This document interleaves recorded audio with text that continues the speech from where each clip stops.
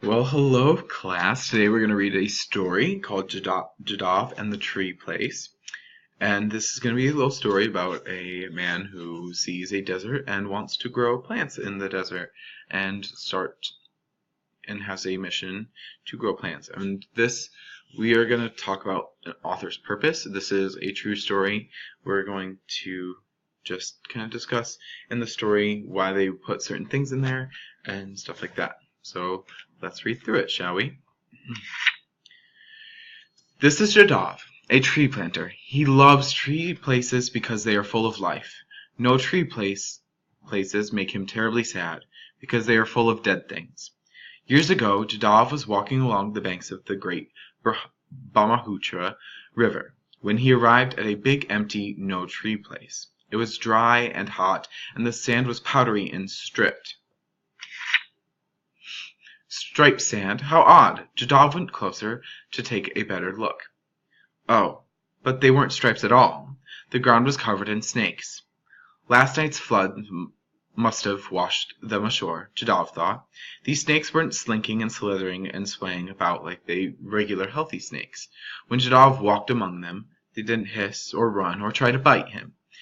They just lay about like old ropes, tired and still. Poor snakes! They're dying of the heat. If only they had some shade to lie in. If only this no-tree place had some trees in it.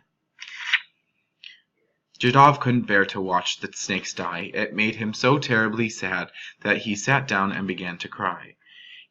But he quickly came to his sense. No more crying from now on, only trying. He jumped up and ran back to his village and began collecting all the bamboo shoots he could carry in his bag. Regular plants won't grow in the hot sand, but bamboo will. Bamboo is strong. So throughout this little story so far, we can see that right along in this part right here, regular plants won't grow in the hot sand, but bamboo will. Bamboo is strong. We can see that that's the author's purpose to tell us that it's to inform us that the bamboo can grow in the desert, and that's how this whole planting starts, is with the bamboo that's strong enough to grow in the desert. Let's continue. Jadov brought the shoots to the no-tree place and started planting them everywhere. It was hard work, and it took years. The river grew thin one summer and flooded the next, sometimes bringing more sand and sometimes taking it away. Heavy rains came and went, but Jadov kept on planting. In time, the bamboo took root and began to grow. As it grew, it brought shade, and the shade brought insects. The insects burrowed into the ground and the earth below. The bamboo trees began to change. The dry and white became rich and brown, and the dead sand became living soil. Jadov was no longer sad, but he wasn't happy either. He looked around his bamboo grove and thought, a few trees place is nice, I know, but how wonderful it would be if this were a many trees place. The idea thrilled him. So Jadov went back to his village and began collecting many more seeds and saplings. He filled 3 big bags with Arjun, Ijar, Grumahar, and Kroy and Moj and Humili. Now that our few trees place has lovely brown soil, we can plant all these and more.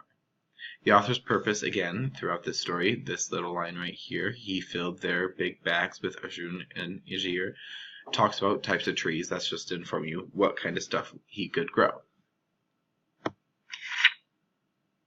Jadov brought his new saplings and seeds to the few trees place and planted them all around. It was hard work, his back hurt, and it took many years.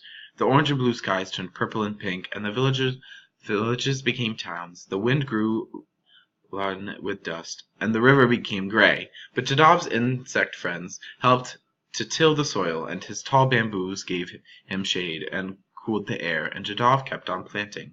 Soon his Arjun, Ajir, Glumhar, his Kroy, and Humalu, and all his many other plants dug in, took root, and started growing. As they grew, they spread new seeds, and the new seeds in turn took root. Shoots became trunks, trunks grew branches, and the branches reached for the sky. The few trees place that was once no trees place became a wonderful green many trees place. But What's a many trees place without many tree creatures? When one came, the others followed. First came the birds. They flocked and flew in from near and far to make their nests in Jadav's tree place. There were vultures and pelicans and storks and ducks and warblers and thrushes and wagtails and shots.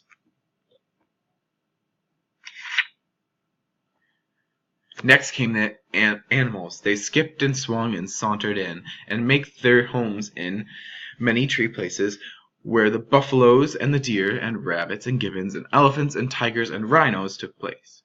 The author's purpose, talking about all the animals coming in and things starting to work, and all of his hard work starting to come into play, and even buffaloes and other mammals moved in. Finally, there came the snakes. They slithered and swayed and sashayed in, to cool themselves in the shade of Jadav's trees. When Jadav saw the snakes, he sat down and cried happy tears. He was so happy that he wasn't even afraid of getting bitten. Jadav's tree place filled with feathers and beaks and wings and claws, tails, and fangs. There were spots and splashes, stripes and flashes, and the green everywhere. The tree place was a forest, and at last Jadav was a happy man. Then Jadav had another thought. A many trees in one place is good, I know, but how wonderful it'd be were many trees in every place. So he grabbed his bag of seeds and started walking across the world. And as he walked, Jadav started planting the seeds in all the no tree places he saw, and he planted and planted and planted. But there are so many no trees places in the world, and this is so terribly sad. So Jadav plants and plants and plants some more. So the author's purpose is just to talk about Jadav's life and how he planted and grew green.